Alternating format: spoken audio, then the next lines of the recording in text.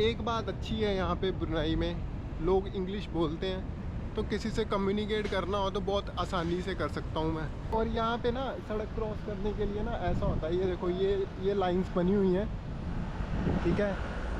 और जब आपने सड़क क्रॉस करनी हो तो गाड़ियाँ रुक जाती हैं, तो यहाँ पे पेडेस्ट्रियंस को काफ़ी ज़्यादा मतलब मिलती है रिस्पेक्ट। ये देखो, तो यहाँ पे ऐसे गाड़ियाँ रुक जाती हैं। ये छोटी सी कैनाल या नदी, क्या है, नदी तो नहीं लग रही, कैनाल टाइप ही है, कहीं से पानी डाइवर्ट किया हुआ है। मतलब ये बिल्कुल साफ़ सुथरी मतलब कंट्री है, मतलब मेरे को कोई भी कूड़ा कचरा कुछ भी नहीं दिख रहा, मतलब लोग इतने डिसिप्लिन से चल रहे हैं। ये बिल्डिंग काफ़ी प्यारी लग रही है। और ये एक स्टेट मॉस्क है, मतलब यहाँ पे सेरेमनीज़ होती हैं, तो इसको कहते हैं इनकी लैंग्वेज में काम्पोंग अय्यर। मैंने इनसे पूछा कि इस रिवर में क्या मतलब मगरमच्छ भी हैं, तो ये कह रहे हैं हाँ मगरमच्छ हैं यहाँ पे। भाई डे 2, और यहाँ पे गर्मी बहुत ज़्यादा, तभी मेरे को छाता लेना पड़ रहा है। मतलब ब्रुनाई के कैपिटल में मैं अभी निकल रहा हूँ सिम के ऑफिस में, सिम का पता करूँगा। यहाँ पे 2 नेटवर्क हैं, DST और प्रोग्रेसिव। यहाँ से एक मॉल पास ही है, तो वहाँ पे जाना है मेरे को। वैसे तो मैंने यहाँ पे 5-6 दिन ही रुकना है, तो ज़्यादा दिन रुकना भी नहीं है, बट मैं कहा चलो देख लेते हैं, अगर पता करना है। अगर महंगी हुई सिम फिर मैं नहीं लूँगा, तो रेट पे डिपेंड करता है। ये जो ब्रुनाई है ना, ये बोर्नियो आइलैंड पे है, और 2 कंट्री शेयर करती है बोर्नियो आइलैंड, एक मलेशिया और एक इंडोनेशिया। तो जो मैक्सिमम बोर्नियो आइलैंड है वो इंडोनेशिया के पास है। अभी मुझे कुछ नहीं पता यहाँ पे मेरे को इंडियन रेस्टोरेंट खाना वगैरह कुछ मिलेगा कि नहीं मिलेगा, तो वो भी देखना पड़ेगा। ये सारा कॉम्प्लेक्स, यहाँ पे शॉप्स ही शॉप्स हैं जहाँ पे मैं रह रहा हूँ, और इस कॉम्प्लेक्स का नाम है अब्दुल रज़ाक कॉम्प्लेक्स। और हर एक शॉप के ऊपर ना ये ऐसी लैंग्वेज लिखी हुई है, पता नहीं ये अरेबिक लैंग्वेज है कि, ये देखो पता नहीं उर्दू है कि अरेबिक है। एक बात अच्छी है यहाँ पे ब्रुनाई में, लोग इंग्लिश बोलते हैं, तो किसी से कम्युनिकेट करना हो तो बहुत आसानी से कर सकता हूँ मैं। ये वाला मॉल है, मैं सोच रहा था ये वाला है, ये होटल है, यहाँ पे जाना है। जाता हूँ, सिम का पता करता हूँ, DST नेटवर्क है, वहाँ पे जाना है मेरे को। यहाँ से एंट्री है 10 से लेके 10 बजे तक रात के। मैंने अभी किसी से पूछा कि सिम कार्ड ऑफिस कहाँ पे है, मेरे को DST की सिम कार्ड लेनी है, तो वो मुझे बताया, एक लड़की ने, कहती कि जो DST का जो सिम कार्ड का ऑफिस है वो क्लोज़ हो चुका है, तो आपको यहाँ पे प्रोग्रेसिव की सिम मिल पाएगी। तो यहाँ पे मेरे को जो डाटा मिल रहा है 10 GB मिल रहा है 10 ब्रुनाई डॉलर में, मतलब ये 670 रुपये बन जाते हैं इंडियन रुपीज़ में। तो ये 1 वीक का मिल रहा है मेरे को, ये प्लान है। तो 1 वीक का मतलब हफ्ते का मिल रहा है, और मेरा अगर 6-7 दिन का ही यहाँ पे प्रोग्राम है, तो मैं सोच रहा हूँ ये ले ही लूँ सिम। अब मेरे पास सिम कार्ड आ गई है, तो अब मैं सबसे पहले कोई इंडियन रेस्टोरेंट ढूंढूंगा अगर यहाँ पे है, क्योंकि मेरे को लगी है भूख। वो एक ग्रैंड मालाबार रेस्टोरेंट है, यहाँ से जस्ट 300 मीटर दूर है, वहीं पे जा रहा हूँ। और यहाँ पे ना सड़क क्रॉस करने के लिए ना ऐसा होता है, ये देखो ये लाइंस बनी हुई हैं, ठीक है। और जब आपने सड़क क्रॉस करनी हो तो गाड़ियाँ रुक जाती हैं, तो यहाँ पे पेडेस्ट्रियंस को काफ़ी ज़्यादा मतलब मिलती है रिस्पेक्ट। ये देखो, तो यहाँ पे ऐसे गाड़ियाँ रुक जाती हैं।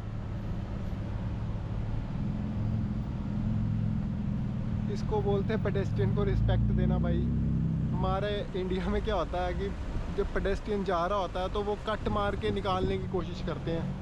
ये सिविक सेंस से ही आती है, मतलब आपको ये स्कूल लेवल से या छोटे होते ही आपको ये सब चीज़ें सिखानी पड़ती हैं कि भाई पेडेस्ट्रियन को ऐसे आपने रिस्पेक्ट देनी है, जब वो सड़क पे चल रहा है आपको गाड़ी स्लो चलानी है। और यहाँ पे ना हर एक बंदा एक स्पीड लिमिट मेंटेन करके रखा हुआ है। इंडिया में तो इतनी तेज़ चलाते हैं ना लोग, पता नहीं क्या करते हैं, ऐसे 70-80 की स्पीड पे लेके जाने की कोशिश करते हैं। मतलब मैंने बड़ी बार नोटिस किया, और उसके कारण फिर एक्सीडेंट होने की संभावना भी रहती है।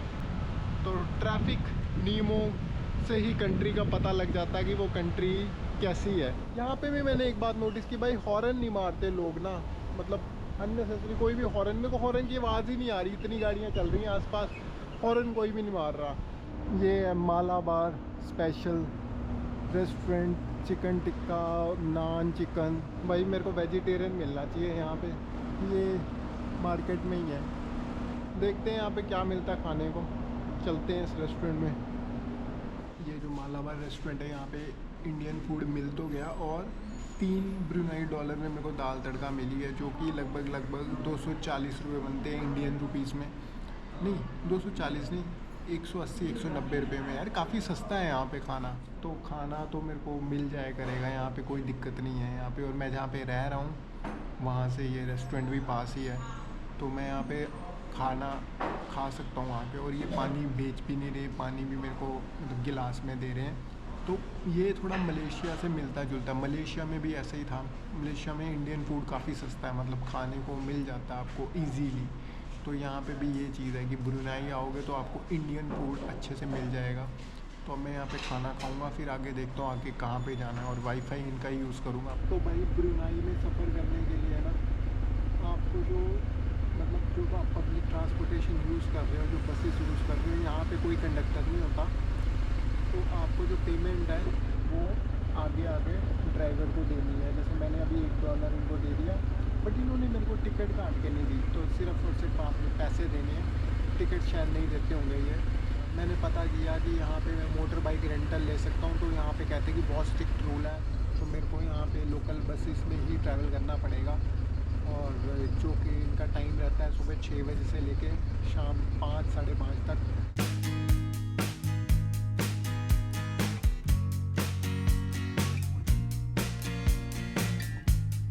तो ये जो भाई साहब ड्राइव कर रहे हैं यूपी से हैं। अभी मैं हिंदी में बात कर रहा था, इनको समझ आ गया। कहते मैं यहाँ 26 साल से हूँ।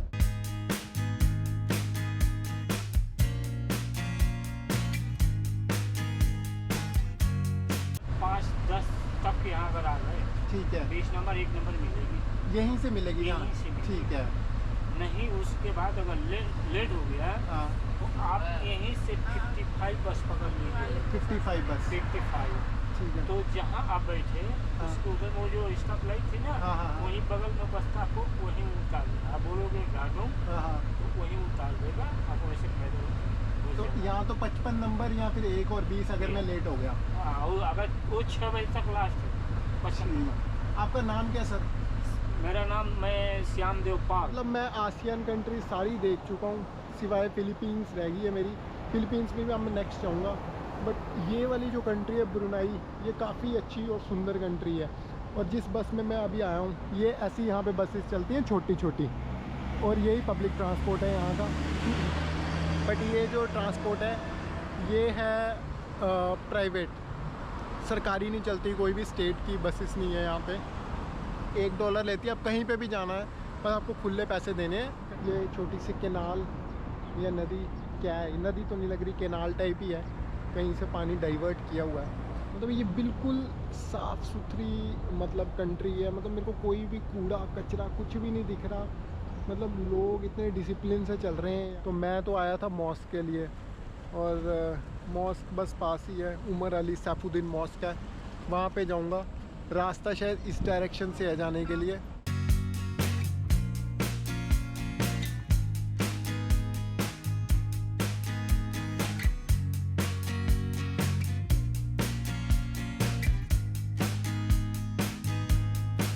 यहाँ पे शायद अभी अजान चल रही है जहाँ पे मैं जा रहा हूँ। ये है उमर अली सैफुद्दीन मॉस्क। ज़्यादातर लोग यहाँ पे कार चलाते हैं, उसका रीज़न ये है कि यहाँ पे पेट्रोल काफ़ी सस्ता है शायद, क्योंकि यहाँ पे बहुत सारे नेचुरल ऑयल रिजर्व्स हैं इस कंट्री के पास। तो यहाँ पे जो पेट्रोल है, डीजल है, ये काफ़ी सस्ता है। कलर अलग अलग कर रखे हैं। ये बिल्डिंग काफ़ी प्यारी लग रही है। सफाई देखो आप भाई, मतलब कुछ भी मेरे को कूड़ा करकट नहीं मिल रहा है यहाँ पे। अभी पहले अजान चल रही थी मॉस्क में, अब वो बंद हो गई है, तो मेरे को लगता है प्रेइंग का टाइम ख़त्म हो गया। ये भी टाइम हुआ है यहाँ पे 4:20। अब इनकी होगी शायद इवनिंग की प्रेयर, और एक शायद रात की होती है, लास्ट ईशा होती है। मॉर्निंग शायद फजर प्रेयर होती है इनकी।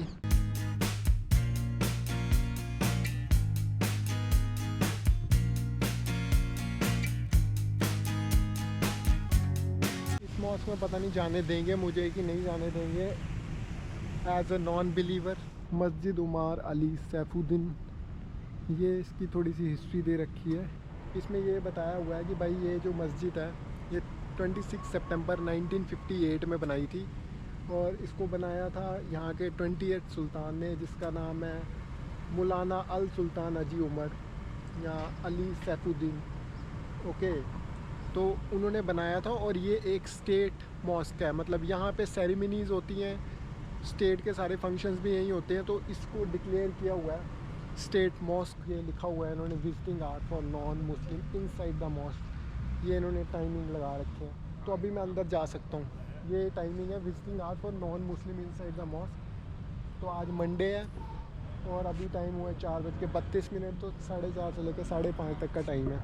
जब प्रेयर चल रही हो अंदर मुस्लिम लोगों की, तब जो नॉन मुस्लिम पर्सन है वो अंदर नहीं जा सकता। तो अभी मेरे से 1 घंटा है, 4:30 4:32 हुए हैं, तो मैं अभी अंदर जा सकता हूँ। भाई इन्होंने ये लिखा हुआ है नॉन मुस्लिम विजिटर इस साइड से जाएंगे, ठीक है, और जो मुस्लिम विजिटर हैं वो इस साइड से जाएंगे। तो भाई ये काफ़ी भव्य मतलब मॉस्क है। एक टाइम में 3000 लोग यहाँ पे वो कर सकते हैं, बैठ सकते हैं। इस एरिया में मुस्लिम्स जाएंगे, जैसे वो हिजाब पहन के मोहतरमा जा रही हैं, फ़ोटोज़ वगैरह खिंचा रही हैं। और ये जो इन्होंने ये रेड से किया हुआ है ये नॉन मुस्लिम्स के लिए है। विज़िटर्स सिर्फ इतने एरिया तक ही जा सकते हैं, इससे आगे मैं भी नहीं जा सकता। ये इन्होंने ये लगाया हुआ है। तो यहाँ पे ये जितना भी एरिया है ये वो सिर्फ जो मुस्लिम लोग हैं उनको ही अलाउड है। अब मैं जा रहा हूँ यहाँ से, एक वाटर विलेज है कम्पोंग अय्यर, तो दिखा तो ये 5.5 किलोमीटर रहा है मैप्स में। तो मैंने अभी सिक्योरिटी वाले से पूछा, इस मॉस्क की सिक्योरिटी वाले से, कि भाई कैसे जाना है, बस कौन सी लेनी, कौन से नंबर की बस लूँ मैं। तो वो कह रहा है ना आपको बस की ज़रूरत है ना टैक्सी की ज़रूरत है, आप यहीं से जाओ, तो शॉर्टकट है, आप वॉकिंग डिस्टेंस है, तो आप वाटर विलेज कहते हैं। आप किसी से पूछ लेना, आप चलते चलते पहुंच जाओगे वहाँ पे। काफ़ी लोगों को इस कंट्री के बारे में पता भी नहीं है और छोटी भी है कंट्री, तो आते हैं टूरिस्ट बट तादाद बहुत कम है। साफ़ सफाई मेरे को सबसे ज़्यादा पसंद आती है किसी कंट्री में अगर जाऊँ, और वही मेरे को मतलब दिख रही है यहाँ पे।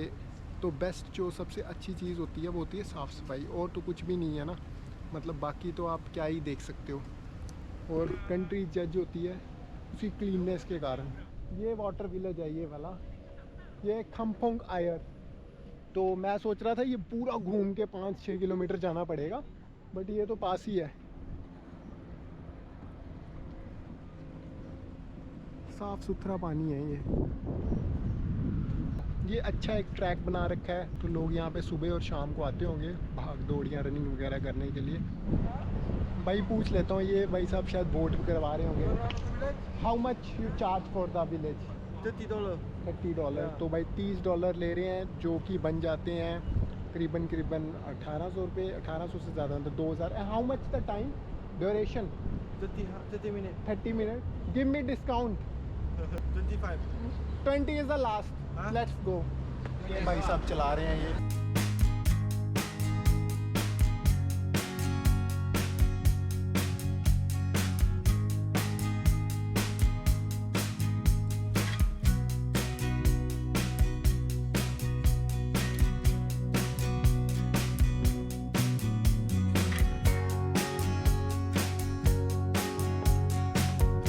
ये ब्रुनाई रिवर है, ये भाई साहब बता रहे हैं, और यहाँ पे अभी बारिश होने लगी है, ये देखो।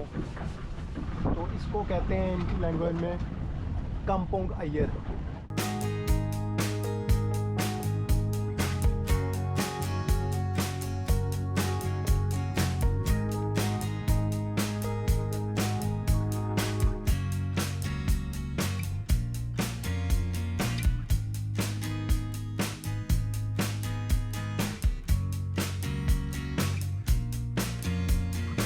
तो ये जो ब्रिज है यहाँ से मेरे को लगता है स्लोली निकालना पड़ेगा।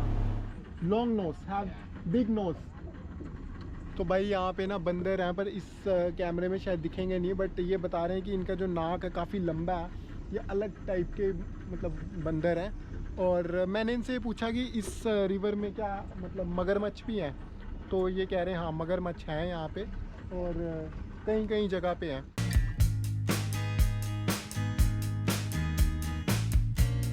ये जो पानी है मतलब खड़ा है, बिल्कुल चल नहीं रहा, तो थोड़ा डेंस है यहाँ पे, मतलब गहराई ज़्यादा होगी। और ये थोड़े मार्शी लैंड आ गए भाई। ये बोटिंग करने लायक है, 1 घंटे में ये काफ़ी कुछ दिखा रहा है, तो मतलब इंटरेस्टिंग तो है ये। तो अगर ब्रुनाई आओ तो ये बोटिंग ज़रूर करना। और मेरे भाई साहब जो ड्राइवर हैं ये काफ़ी अच्छे हैं, इंग्लिश स्पीकिंग है।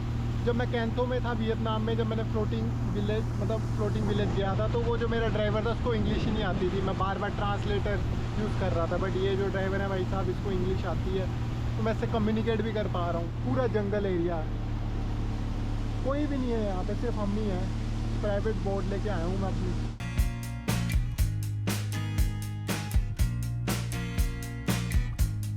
तो भाई साहब हम यहाँ पे थोड़ी देर 5 मिनट, मैंने बोला अपने ड्राइवर भाई साहब को कि थोड़ा रुक जाओ, तो यहाँ पे थोड़ा आनंद ले रहे हैं सनसेट का। सनसेट बस हो रहा है यहाँ पे, अभी टाइम यहाँ पे 6:15 का हो गया।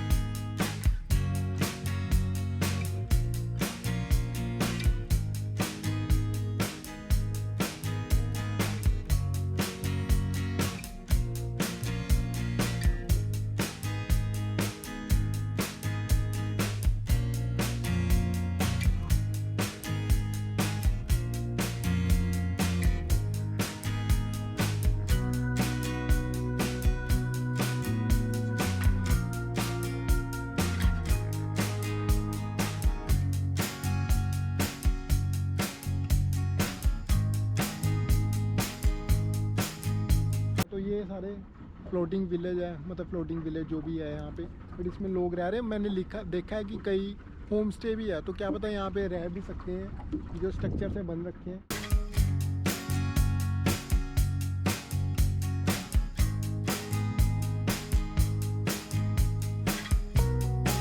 ये एक स्कूल है, प्राइमरी स्कूल, तो ये इन्होंने नदी पे ही बना रखा है, ब्रुनाई रिवर पे ही। तो यहाँ बच्चे पढ़ते हैं और ये पूरा का पूरा स्कूल ही इन्होंने रिवर पे बना रखा है। बड़ी इंटरेस्टिंग सी चीज़ है।